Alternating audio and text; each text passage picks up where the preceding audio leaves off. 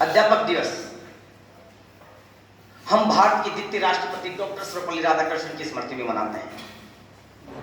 जब उनके जन्म दिवस को उनके व्यक्तिगत स्तर पर मनाने का प्रश्न उत्पन्न हुआ था, तब उन्होंने ये प्रस्ताव प्रस्तुत कर दिया था कि मेरा जन्म दिवस मेरी व्यक्तिगत वस्तु नहीं होकर राष्ट्र के समस्त अध्यापकों को समर्पित दिवस के रूप में मनाया जाना चाहिए, क्योंकि मैं जीवन भर संपूर्ण रूप से एक अध्यापक के रूप में साधना करता रहा हूं। मैं यदि एक निष्ठावान अध्यापक न रहा होता तो संभवतः इस गौरवशाली पद तक कदापि नहीं पहुंच पाता। इसलिए अध्यापक मात्र के लिए मेरा जन्म दिवस इस बात का प्रेरणा का स्रोत होना चाहिए कि एक निष्ठावान अध्यापक उत्तम पद को प्राप्त कर सकता है। डॉक्टर राधाकृष्णन का जन्म 5 सितंबर सन 1885 को नहीं सर 1885 कुछ किताबों में 1888 है, एक्चुअली 1885 को तिरुतनी नामक गांव में हुआ था, जो आजकल आंध्र प्रदेश में है। डॉक्टर राधाकृष्णन कलकत्ता विश्वविद्यालय एवं ऑक्सफोर्ड विश्वविद्यालय में दर्शन शास्त्र के प्रोफेसर रहे। बनारस हिंदू विश्वविद्यालय तथा आंध्र विश्वविद्यालय के कुलपति रहे। वह 1952 में भारत के राजदूत भी रहे और 1952 से 1962 की अवधि में भारत के उपराष्ट्रपति रहे। 1962 से 1967 की अवधि में भारत के राष्ट्रपति रहे।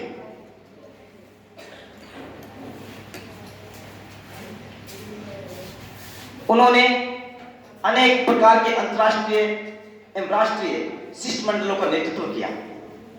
एक सत्र में उन्होंने यूनेस्को के एग्जीक्यूटिव बोर्ड के अध्यक्ष के पद को भी गौरवान्वित किया।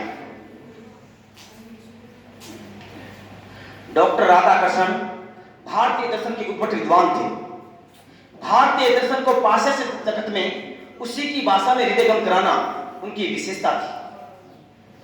अपने इस लक्ष्य की प्राप्ति के लिए उन्हें वाणी और लेखनी का वरदान एवं समान अधिकार प्राप्त थे। डॉक्टर राधाकृष्णन भारतीय दर्शन को जीवन व्यवहार की वस्तु मानते थे।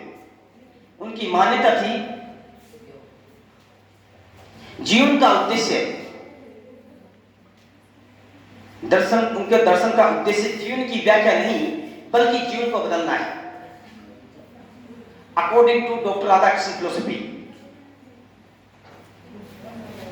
is not to explain but change to life। उनकी ये सत्यानुभूति कितनी यथार्थ एवं सटीक थी कि रोटी के भ्रम को पहचानने के बाद ज्ञान का भ्रम का साक्षात्कार अधिक सरल हो जाता है। उन्होंने दर्शन और संस्कृति पर कई ग्रंथों का प्रणयन किया। उनमें सर्वाधिक लोकप्रिय एवं विश्व विस्तृत है the philosophy of the Upanishad, Bhagavad Gita, east and western thoughts, some reflections, Indian philosophy, an idealist view of life, Hindu view of life, the ethics of Vedanta and its prepositions, philosophy of Rabindranath Tagore इत्यादि। इनकी एक छोटी सी पुस्तिका सर्च फॉर ट्रूथ एक अत्यधिक जनप्रिय रचना है। हिंदी में अनुवादित इनकी अनेक पुस्तकें हैं। भारतीय संस्कृति, सत्य की खोज और संस्कृति तथा समाज। भारतीय दर्शन पर सिप्री द्वारा संपादित अभिनिधन ग्रंथ प्रस्तुत है। डॉक्टर राधाकृष्णन के दर्शन का विश्वकोश है। इसमें डॉक्टर राधाकृष्णन का दर्शन शर्म नहीं आती तुम लोगों को? और कोई चीज सीखने की जगह भारतीय दर्शन और डॉक्टर राधाकृष्णन के दर्शन पर किए गए शोध कार्यों पर अनेक विद्वानों के खोजपूर्ण लेख हैं। इधर आके बैठो बाहर। डॉक्टर राधाकृष्णन को जीवन में अनेक सम्मान एवं पुरस्कार प्रदान किए गए। तू क्या बाहर बाहर आके बैठ। और कल से अगर स्कूल में लाया मैं बहुत मार लूंगा। सन 1954 में भारत सरकार ने उन्हें भारत का सर्वोच्च सम्मान भारत रत्न से अलंकृत किया गया। विश्व प्रसिद्ध टेम्पलेटन पुरस्कार भी उन्हें प्रदान किया गया।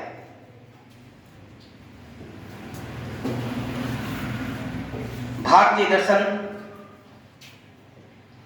का दार्शनिक और सांस्कृतिक और राजनीतिक इन दोनों रूपों में उन्होंने ये प्रयत्न किया कि वे संपूर्ण मानव समाज का प्रतिनिधित्व कर सके। वे एक शिक्षक एवं शिक्षाविद थे और शिक्षक होने का उन्हें गुरु था।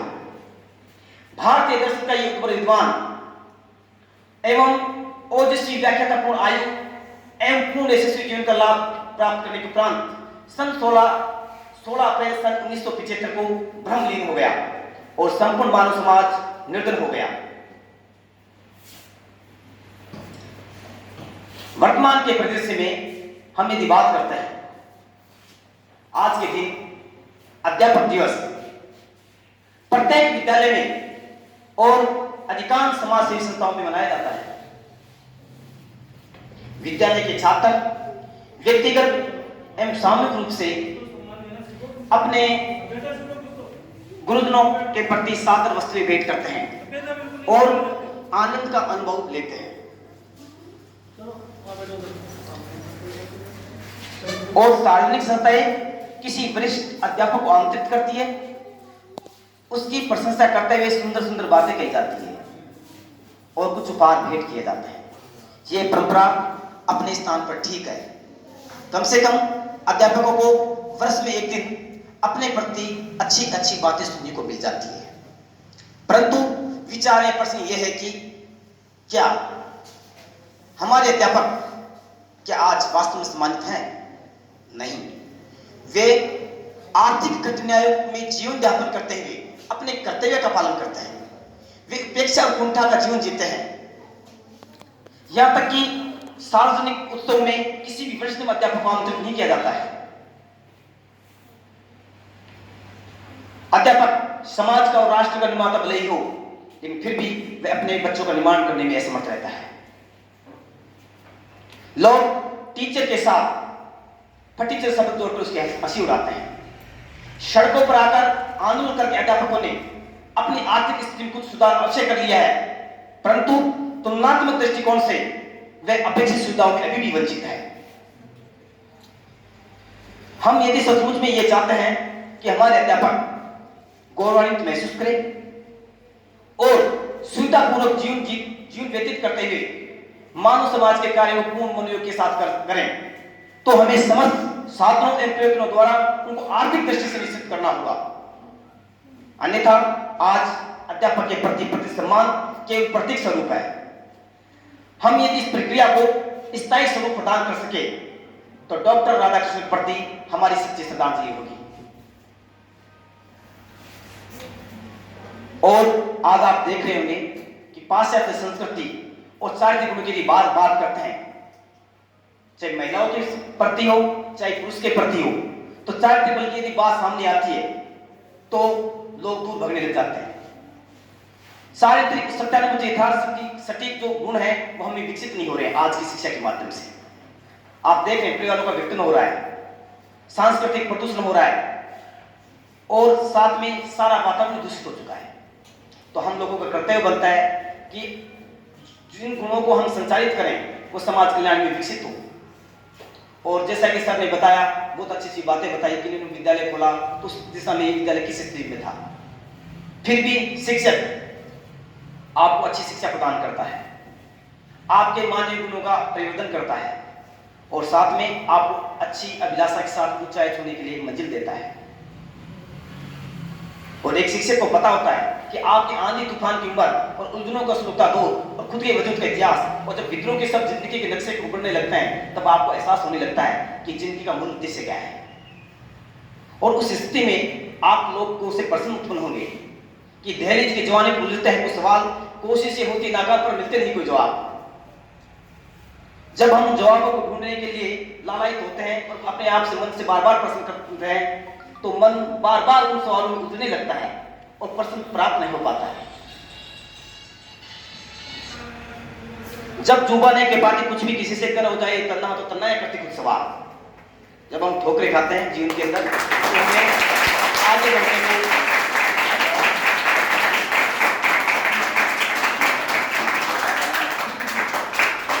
इस उपलक्ष्य पर मैं आप एक ओजस्वी जो कविता है जिसमें सारा सार आ जाएगा, वो मैं आपको बताता हूँ, जो मेरे द्वारा रचित है। लेकिन कार्य मैंने बोध किया है, आप इधर कभी छात्र जो बहुत अच्छा कार्य किया मैंने 2004 राष्ट्रीय अवार्ड से भी सम्मानित हुआ डॉक्टर ए.पी. अब्दुल कलाम से। धरती माता के ऊपर है कि धरती माता किसने रखी लाज तेरे सम्मान की, धरती माता किसने रखी लाज तेरे सम्मान की, अलबेलों ने लिखी खड़क से गाथाएं बलिदान की। हाँ, गाथाएं बलिदान की। काबुल के तूफानों से जब जनमानस था थर्राया, गजनी की आंधी से जाकर भीमदेव था टकराया। देख खानवाया चली थी राजपूतों की तोरिया, मतवालों के शमशीरों से निकली थी चिंगार गया। यहाँ कहानी गूंज रही सांगा के समर प्रयाण की, धरती माता किसने रखी लाज तेरे सम्मान की, अलबेलों ने लिखी खड़क से गाथाएं बलिदान की।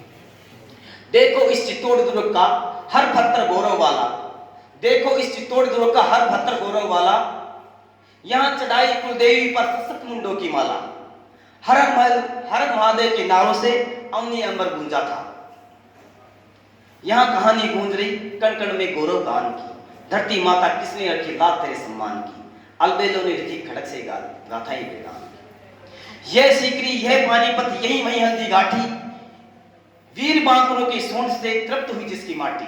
हाल बता बुंदेलधरा तेरे उन वीर सपूतों का, वे केसरिया कर निकल पड़े थे मान बचाने माता का। भूल गए तो याद करो उस पृथ्वीराज महान की, धरती माता किसने रखी लाज तेरे सम्मान की, अलबेलों ने लिखी खड़क से गाथाएं बलिदान की। आन बान हित कई बांकुरे आजीव थे या लड़े, यवन सैन्य के झंझावत से पर्वत बनकर यही अड़े। शिप्रा जेलम बोल जरा क्यों लाल हुआ तेरा पानी, तेरी वेदी पर माता दुर्गा की थी बरकुटी तनी। धरती माता किसने रखी लाज तेरे सम्मान की, अलबेलों ने लिखी खड़े से गाथाएं बलिदान की। महाराणा सा सपूत पाकर धन्य हुई ये वसुंधरा, जय मल फत्ता जेता गुप्पा चाला की है परंपरा। जिंदा है तो देख जरा, जालोर गढ़ मुटाला, तारागढ़ और रणपुर में लगा शहीदों का मेला। आओ फिर से करें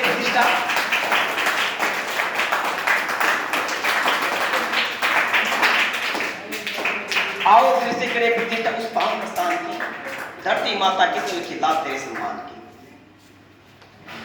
भबक रहे अब अंगारे प्रति हिंसा की जोकों से, आग उठी है रग रग में फिर से बदला लेने को। भीख मांगता महाकाल निर्वासित राजकुमारों से, जगो यहाँ जगदेवी लगी है बाजी जान की, धरती माता किसने लिखी लाज तेरे सम्मान की, अलबेलों ने लिखी खड़क से गाथाएं बलिदान की। जय हिंद, जय भारत।